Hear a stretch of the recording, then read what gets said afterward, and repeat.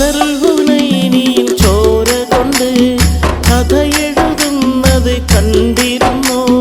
മക്കത്തെ പള്ളി മിനാരത്തില് കിളിക്കാറ്റിനോട് പറഞ്ഞിരുന്നു.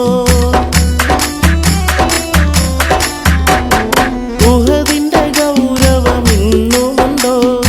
അഹദിന്റെ കൽപ്പന എന്നു കേട്ടോ? വീരരിൽ വീരരായുള്ള ഹംസ വീണ് പിടഞ്ഞതിനോർമ്മയുണ്ടോ?